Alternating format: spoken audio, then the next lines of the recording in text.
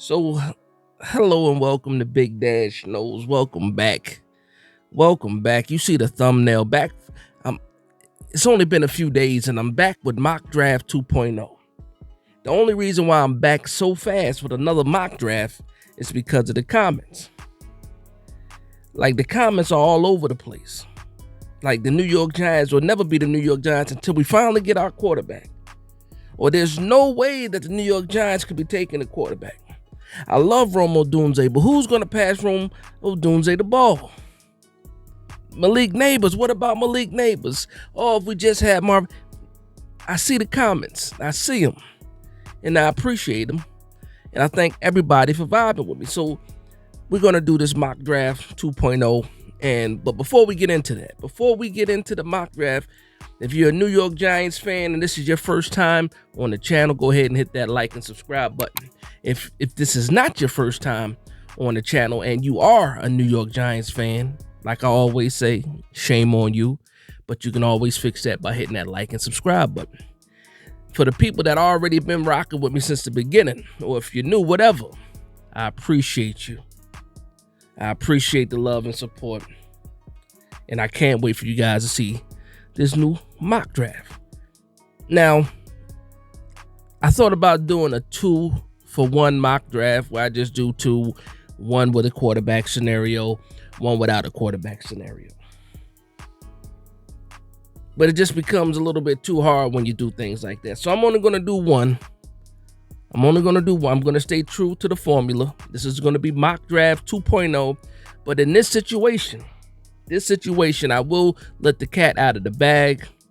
I will be taking the quarterback at 6, and we'll see what happens after that. Like the last mock, we were able to get Rome Odunze, we were able to get Michael Penix, and a lot of people liked it. Some people hated it because a lot of people don't like the injury history with Michael Penix. Understandable. But I'm telling you, this time around, I'm going quarterback at 6. And we're going to see how the rest of this draft lands. So without further ado, let's get into mock draft 2.0. Okay, so once again, I will be using the PFF mock draft simulator. I already have the New York Giants selected. You know what I mean? I'm not going to put in a trade yet. And shout out, some people were asking me to do some trades with the Minnesota Vikings, soon some trades with the Arizona Cardinals. I will get to that. I need to work out another scenario with that, but that will be coming soon. But we're going to do another straight mock, no trades. And again, like I said in the beginning of the video, I will be selecting the quarterback at 6. So for some people already want to turn it off, I understand. Just hit the like button on the way out the door. And again, this is mock draft 2.0 with an agenda of taking the quarterback at 6. Who knows? In future mock drafts, I might force an offensive tackle at 6. Nah, I'm joking. But let's go ahead and get into this and start this draft again. We already know what it is. We saw Caleb Williams' pro day today because I am doing this the same day as the pro day for Caleb Williams. And I don't believe that there's any way that Ryan Poles, the GM for the Chicago Bears, messes this up. So let's see what the mock draft has him doing. All right, so let's see what happened already. Is the mock drafting? Okay. I'm not mad at this at all. So we have Caleb Williams, Jaden Daniels, Drake May, Malik Neighbors, and Marvin Harrison. So we have the 3 quarterbacks off the board. 1, 2, 3. Malik Neighbors, Marvin Harrison. Okay, so the last draft, obviously I went wide receiver. I went with Rome Odunze. This time, I'm not going to pick Michael Penix. I'm definitely not going to pick Bo Nix. So that means I'm going after J.J. McCarthy. So see him ranked 28. So I'm already expecting a low grade. But the word on the street is the New York Giants had J.J. McCarthy in the building. They took him out to eat for the 30 for 30 visits. But I'm going to go ahead and say, you know what? The New York Giants let J.J. McCarthy fall in their laps, and they select him. Bang. Okay, so we're out of the races when it comes to, you know, that wide receiver, that God tier wide receiver, those top 3 names. So at 47, let's see what's going on. At 47, best player available, Tyler Nubin, safety. Do we need to fix the safety situation right now? I would say yes. You know, we picked up Jalen Mills. We got Dane Belton. We got Javarius Owens. we do need a safety. Looking at who's available, I see the cornerback is there. We do need a cornerback as well. Braden Fisk, the talk of the town, the talk of the combine. 3 technique for the New York Giants. That's exactly what it would be, but he's a defensive tackle out of Florida State. Ran the 4, I believe it was the 4.7 40 for a lineman. That's a guy that I can look at. Roman Wilson. Do we want to pick up the wide receiver this early when we got all these other people on the board? I also like Javon Bullard here, but I'm gonna go with, I would say, a smart pick in a position of need, and also the best player available. I'm going with Tyler Nubin, safety out of Minnesota, with the 2nd pick, in the hopes that one of these wide receiver falls to 70. So let's see what happens here. And again, I do have it on the turbo speed, so we're just zipping through here. So let's see what wide receivers are available, and then see if it meets the rank. Okay, so already I see that Xavier Leggett, who I thought might have had a chance of falling, is gone. He is gone. The top wide receiver on the board is Javon Baker out of UCF. Not a bad prospect at all. Picking him in the 3rd round is actually pretty good value. But let's go ahead and take the wide receiver off and see who the BPA is. Jonathan Brooks. I've been saying it time after time. I am not touching the running back, pause, until the 4th round. And I'm going to stick to that. Edge, Marshawn Nealon. I'll be lying if I told you I watched Western Michigan. The only reason why Marshawn Nealon is on my radar is because Daniel Jeremiah threw him in his top 50. I believe his first top 50 prospects. Spencer Rattler is there. Smart. Or it's good to know that. Brandon Dorless, but we already picked up a defensive. Actually, no, we put the safety instead of Braden Fisk. Brandon Dorless should be a good pickup here, and I'm looking at the value. Tavondre Sweat is here. Now, here's the thing with Tavondre Sweat. You see him at 70, everybody's going to jump on it. But for me, he plays the same position as Dexter Lawrence. Jordan Riley plays pretty much the same position as Dexter Lawrence. DJ Davison plays the same position as Dexter Lawrence. You can't put Tavondre Sweat really on the outside as a 3 technique because he's not going to give you that extra value. You could flirt with the idea of, in some packages, you can move Dexter Lawrence to the outside and keep Tavondre Sweat in the middle, but why would you want to do that? Why would you want to change Dexter Lawrence? I'm not going for that. But that's my reason for not picking up Tavondre Sweat in this case. What I will do is go back to the defensive line. I see Brandon Dorless here. Like I said, defensive tackle. Good size, good speed. You put him next to Dexter Lawrence. You're solidifying that front. And already I'm going defense heavy when I really wanted to go offense heavy, but I really don't see the value. Let me go back to the wide receivers again. Our next pick is 107. I'm looking at Javon Baker. We already know that we're not going to get that number 1 wide receiver so far in this mock draft, but I am going to go with Javon Baker because he is a good prospect at wide receiver. With Darius Slayton getting a little bit older, do you look at a cheaper option outside, or do you just add this guy to the wide receiver room and see what you can turn him into? So I'm gonna go with Javon Baker here at the wide receiver. All right, so now we're picking at 107. It's going to be the next pick, and let's see what we got on the board right now. Let's see what we have on the board right now. BPA, we already went with a safety. Marshawn Lloyd is there, and again, now we're in that 4th round, so I am looking for a running back. Marshawn Lloyd, I like Marshawn Lloyd. Did we pick up a cornerback? We didn't. Chris Abrams drain. I actually like the value here with Chris Abrams drain. Cade Stover at tight end. Oh, okay.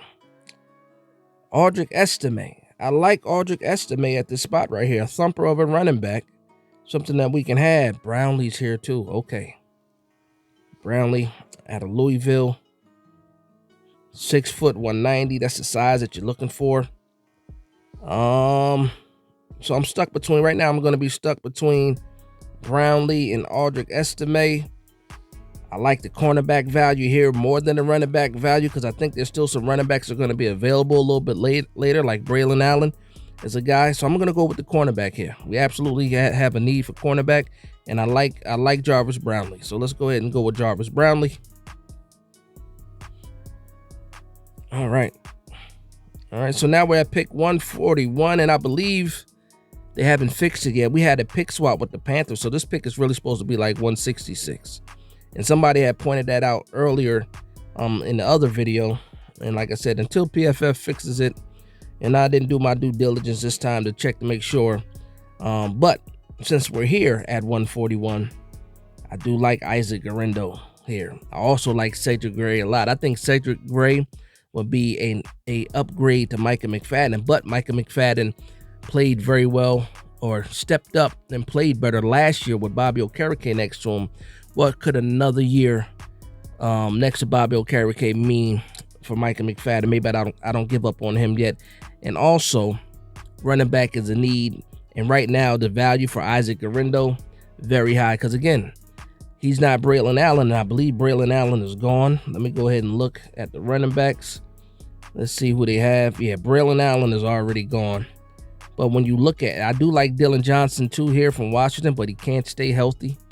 But the funny thing is, if this was the real pick and it wasn't 141 and really 166 like it's supposed to be, I would absolutely select Dylan Johnson there. But since, again, for the sake of the mock draft that we're in right now, let me go ahead and get Isaac Guerendo. Again, and for those that are not familiar with Isaac Guerendo, I wasn't familiar with him either. He blew up the combine, showed his athleticism. Also a bigger back. I believe he's 6'2", about 220. Yeah, 6'1", 225. You know, and he was standing next to Braylon Allen too, because at first I thought he was Braylon Allen. But that's still some good size. So I'm going to go with Isaac Guerendo, add him to this backfield. I think, and also, again, speedy. No, you can take it to the house. You can absolutely take it to the house. So with the last pick at 183. Wow, look at that, right? As soon as we got a tight end here, a receiving tight end too. Okay, I like that already. I like the value there. Let's see what else. Jordan Jefferson. We didn't go D tackle. We went with the safety instead. So I'm actually going to stay here.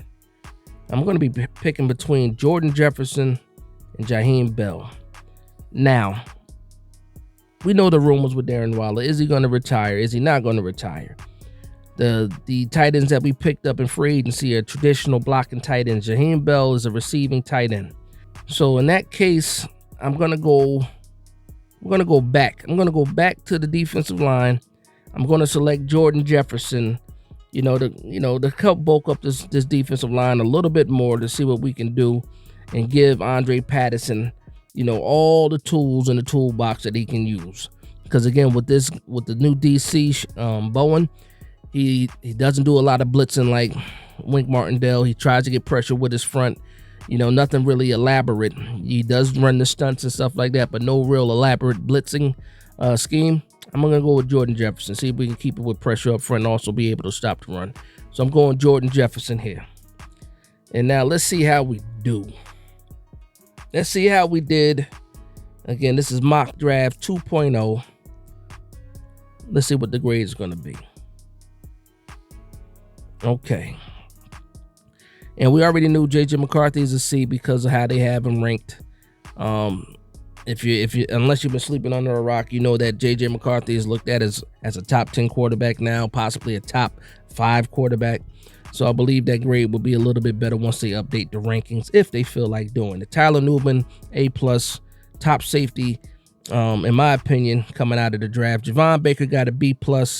I'm cool with that. At 70, you're not looking for that alpha wide receiver like you would be looking at 6 with guys like Neighbors, Doomsday, and Harrison. But to get Baker in round 3 would be still a good move. Jarvis Brownlee got us a B-. Isaac Guerendo got us a B. Jordan Jefferson got us a B+. And the overall grade was an A-, and I'm happy with that. I'm happy with that. Again, this was an agenda-filled mock draft, taking a quarterback at 6 definitively, and you see the results here. And that's what a lot of people have to think about too. If you do take that quarterback at 6, the chances of you getting a wide receiver at 47 is very, very slim, unless you're trying to reach a little bit. The sweet spot, in that second round, is obviously early in the second round. Also, roughly around the 50 range. We're picking at 47. Polk was gone already from Washington. McMillan's more of a slot wide receiver. He was gone as well. And Javon Baker was the best wide receiver left on the board, so that's why we went there. Picked up a nice cornerback with Jarvis Brownlee, and then Isaac Arendo at running back, and Jordan Jefferson to help solidify this defensive line, bulk up this run game, which was weak. You know what I mean?